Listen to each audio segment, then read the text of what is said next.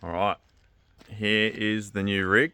So this is obviously new to me, has got a few Ks on it, but it's going to be a bit of a project truck so that we can do some touring and make a bunch of cool stuff.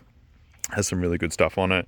It's got a fair bit of superior gear under there. It's got their bigger arms and everything. Got a little bash plate from, looks like Custom Off-Road or something like that. Under the bonnet you've got a fair bit of juicy stuff that I'll show you. Inside, not much to show. Obviously it's a 70 series, so it's basic. It is the POV pack. I do have these. I will change that for the front. I'll put in power windows, because there's nothing worse than, you know, being somewhere and you need a call to someone on that side and it's like, oh, let me just lean over and wind over and blah blah blah, do that. I'll be putting on the 300 series steering wheel, which would be quite nice. This has got a very lovely cruiser console center console, which I really like. I may do my own version of that just because there is other things I want to do, but their stuff's obviously really nice. Seats, need a bit of towel seat, get some seat covers. The airbags obviously are just sort of floating there, so that needs some attention, whether I leave those mounts there or if I do another if I do another console here, I will make it so those gauges are part of it. Maybe I can modify this one. I do like what they do. It is really nice. Obviously it's got their top one as well. That will sadly go because I want to do my own one, the full T there, like I've done on various other cars. And I got some pretty cool ideas for what is going to happen there. Obviously I quite like fishing, like most blokes, so I want a rod holder that goes along to go here, and I'll do that cool bow foam on the bottom of it. So there'll be a tip holder up here that'll keep it out of the way, and then at the back the cargo net cage I'll do up there will have the rod positions in it, so it holds it all nice and high out of the way, which would be really, really cool. Roof rack I will redo at some point. I did design one many years ago now, which had a really cool spoiler that goes off the back. I don't know what happened to them, if they're still doing them. I don't think so. I think Tier 1 Metalworks is doing some cool ones. I'll probably do my own version of that just because I've got a particular look that I'm going for with this car. I will make some sliders at some point. It's quite funny being next to this 76 and this 60 at the same time. Like, if you look side by side, one of these is a bit more luxurious than the other. Don't worry about that. But yeah, look at that. Shag pile carpet, dirty vinyl, power electric windows. Just ignore that one. These are impossible to find, unfortunately. This one I think had the heated seat option, from memory in there. I actually had one of the Ice Maker center consoles, the factory ones, and the rear AC. None of that's back in yet. Got still a fair bit of work to go on the headliner, which is an absolute bastard of a job. But yeah, we've got the altimeter up there and the temperature gauge, which all works, which is really cool. But yeah, funny how luxurious this is in comparison. Essentials for this, I think the alternator's playing up at the moment. But yeah, all the metal sections are covered on this car, and then on this, as you can see, they're all exposed, which is hilarious. But yeah, so I'm gonna bust the scanner out, and hopefully in no time you'll see some pretty cool designs coming through. Rightio, so I've got all the scanning gear out. The part that's that down there, and just pull out the vinyl, this sort of stuff, those speakers, these walls. I'll fold the seats forward and yeah, jump into it. Jeez. Second-hand cars, huh? The state of it. Incredible. She's seen some use. Interesting little magnet.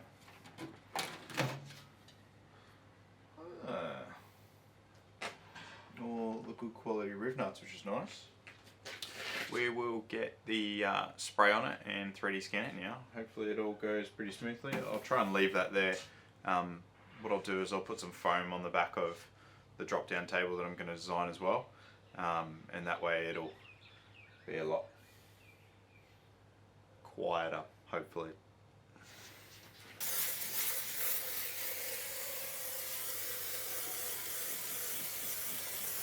Rightio, we're just starting up the scanning software, which is that right there. That's the scanner. I've sprayed everything down with that dry shampoo. It just puts a nice matte sheen on everything. It's a really good scanner. I have used other scanners in the past, but I've been really happy with this one. It's been nice and accurate, and it will do colour and everything if you want it to. Not that that's very useful most of the time, other than creating a very large file size. But yeah, I'll try and get this in frame for you guys so you can see what happens while it happens. And there it is. How good is that?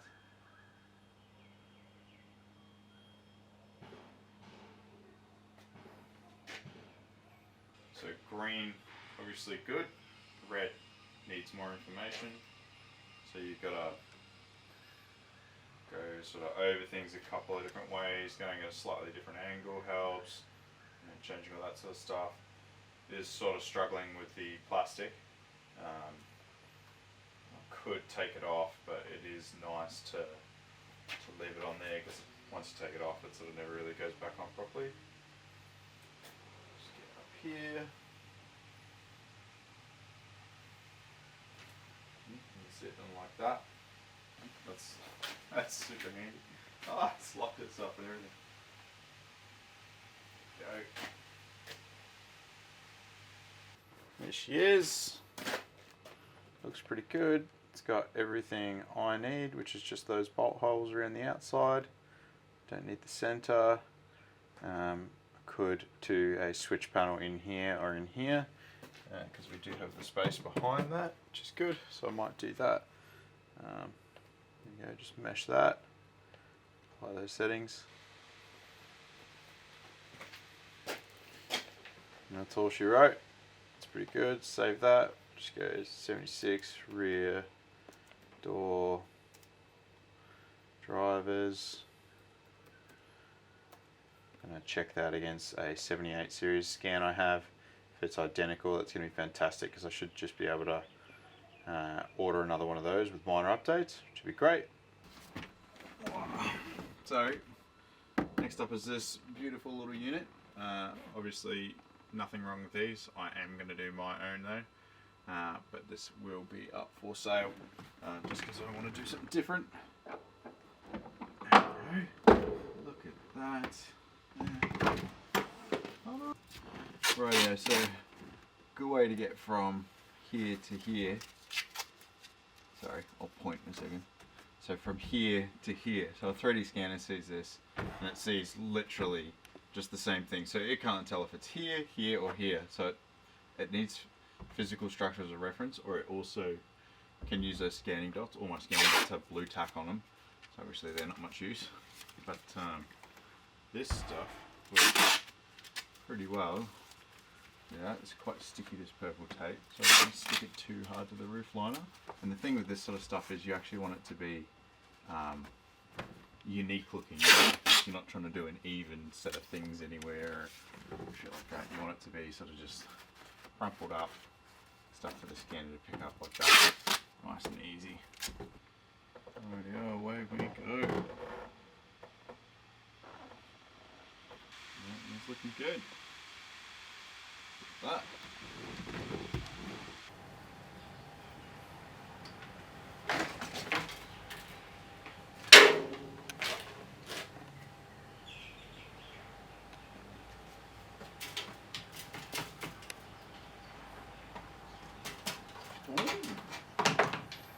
Free money.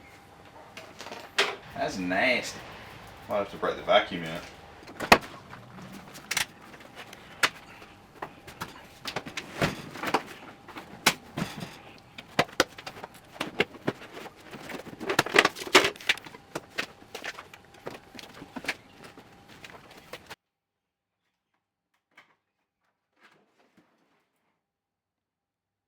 Lifting up this carpet was a huge heartbreaking moment for me.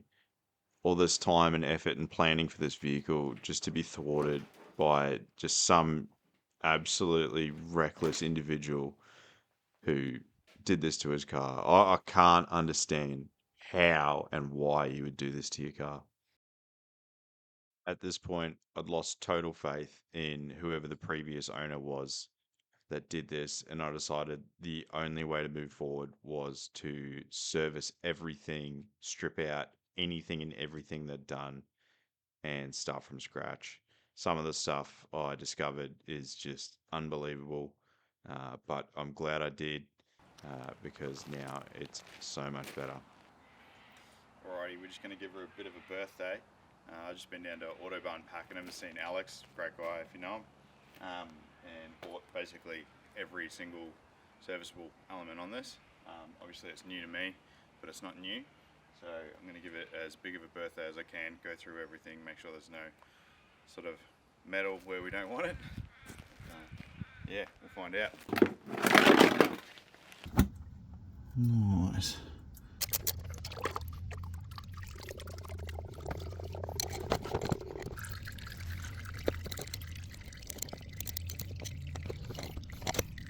So after I was done with the servicing and everything looked pretty good there, I went through the rest of the vehicle. I did find a bit of a disaster with the wiring, as I'll show you here. Almost a big enough cable going to the two light bars up there. I'll just follow that down here. Oh, it's tiny. That's really good. Oh, there's lovely with that high quality join right there. It gets even better. That same wire steps down to this. Literally this.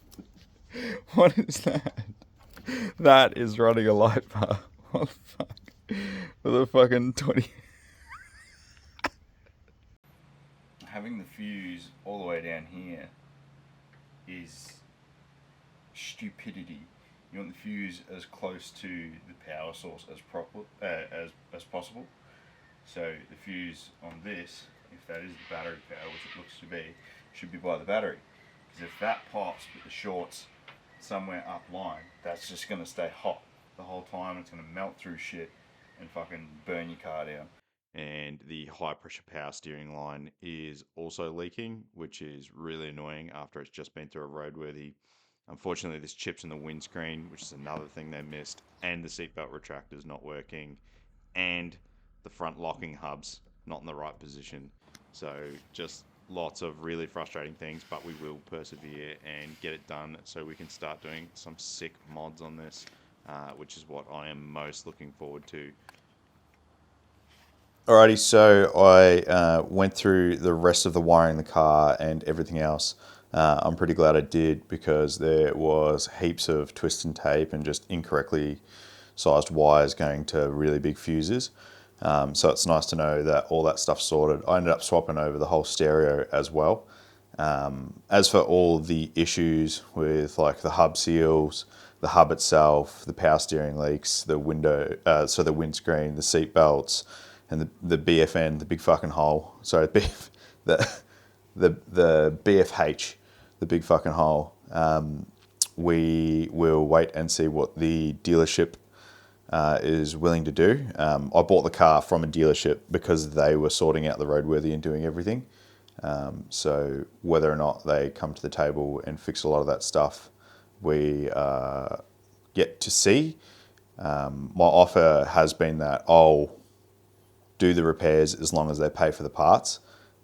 So hopefully that's good for them. I do feel slightly bad for them if they didn't know about the big hole in the floor.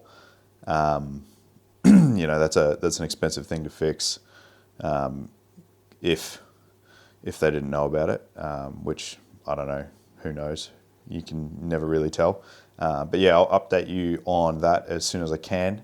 And in the next episode, we're going to be going through the drop down table, which I'm pretty sure is the same as the 78, which would be cool. So I should be able to just confirm that quickly, order it, get it, and put it in. And then we're going to start tackling the roof console and the rear shelf.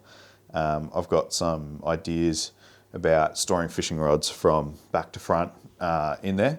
So that'll be really cool. I'll measure all that up, get that going, and yeah, you'll see how that whole process works, which is pretty fun. Awesome. All right, see you next time.